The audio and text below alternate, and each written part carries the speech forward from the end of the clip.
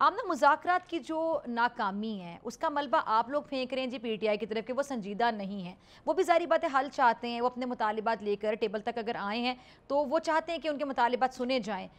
क्या वजह है कि पीएमएलएन की जानिब से भी तरह तरह की स्टेटमेंट्स आती रहीं, जिसमें मैंने कुछ लोगों का जिक्र किया, ख्वाजा आसिफ साहब, अता तारिर साहब, तिला चौधरी साहब।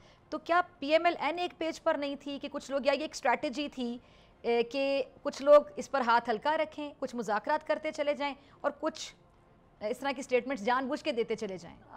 डॉक्टर फ़िज़ा, आई थिंक मैं विद ड्यू रिस्पेक्ट आपकी स्टेटमेंट से डिसएग्री करूँगी।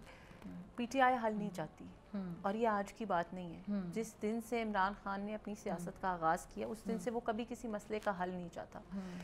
व्हाट दे वांट इज़ फसाद, लड़ाई झगड़ा, जलाओ घिराओ, एंड दैट्स अबाउट इट। देखिए, जो पार्टी हल चाहती होती है ना, और जो 8 महीने से मुज़ाकरात करने का शोर टीवी और सोशल मीडिया पे मचा रही होती है, अगर वो जेन्युइनली मुज़ाकरात करना चाहते थे ना, तो मुज़ाकरात शुरू होने के बाद उनको 42 दिन नहीं चाहिए होते चार्टर ऑफ डिमांड्स देने के लिए। वो तो चार्टर ऑफ डिमांड्स रेडी लेके फिर रहे होते हैं ना। ठीक है। देखिए, हमें अगर इस चीज़ को एक्चुअली एनालाइज करना है अपनी ज़ाती अना से बाला तर होके, तो हमें फैक्ट्स को देखना चाहिए।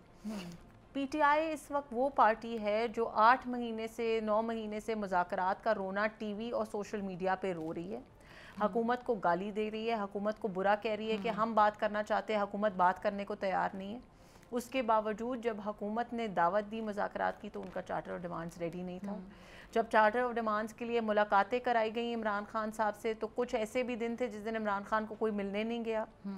कुछ ऐसे दिन थे जिस दिन उन्होंने कहा कि माहौल साजगार नहीं था। कुछ ऐसे दिन थे जिस दिन इन्होंने कहा कि कम लोग मिल सके, ज़्यादा नहीं मिल सके। हालांकि अलीमा खान साहिबा जो हैं वो टीवी पे आके ये बात बड़ी क्लैरिटी के साथ बयान कर चुकी थी कि इमरान खान साहब की क्या डिमांड्स हैं और वो अपनी डिमांड्स कम्युनिकेट कर चुके हैं।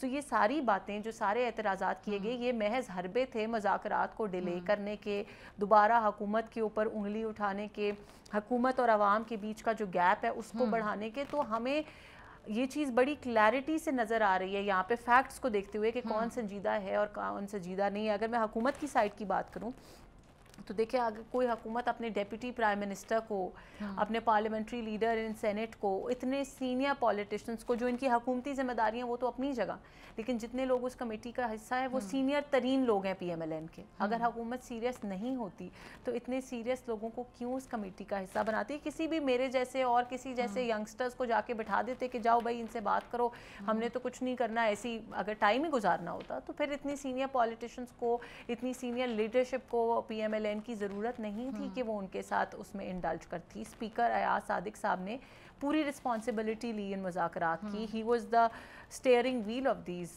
नेगोशिएशंस। उन्होंने मीटिंग्स कॉल की, अपने चेंबर में कॉल की। तो इसलिए ये कहना कि हुकूमत सीरियस नहीं है, और एक में जो आपने ख्वाजा आसिफ साहब की स्टेटमेंट का जिक्र किया और लोगों की स्टेटमेंट का जिक्र किया, देखिए उन्होंने कभी ये स्टेटमेंट नहीं दी कि मुज़ाकरात ना करो। जो उन्होंने पीटीआई के ख़िलाफ़ स्टेटमेंट्स थी, मैं और आप शायद उससे रिलेट भी नहीं कर सकते, क्योंकि वी मस्ट नॉट फॉरगेट कि ख्वाजा आसिफ साहब वो पॉलिटिशियन हैं जिन्होंने अपनी पूरी ज़िंदगी पाकिस्तान को और पाकिस्तान की सियासत को दी है, जिन्होंने अपने बिजनेसेस को लॉस पहुंचा, उनकी ज़ात को, उनकी ज़िंदगी को, उन्होंने जेलें काटी, मुश्किलात बर्दाश्त की। और जब उस पाकिस्तान पे जिसकी खातिर उन्होंने अपनी पूरी ज़िंदगी कुर्बान की है, जब आप उस पाकिस्तान को चोट पहुंचाएंगे, जब उस पाकिस्तान पे हमला करेंगे, तो उसको तकलीफ़ होगी, शायद मेरे और आपसे ज़्यादा होगी, क्योंकि उसने अपनी पूरी ज़िंदगी वक्फ की है उस पाकिस्तान के लिए। सब्सक्राइब करें और बेल दबाएं ताकि कोई खबर रह न जाए।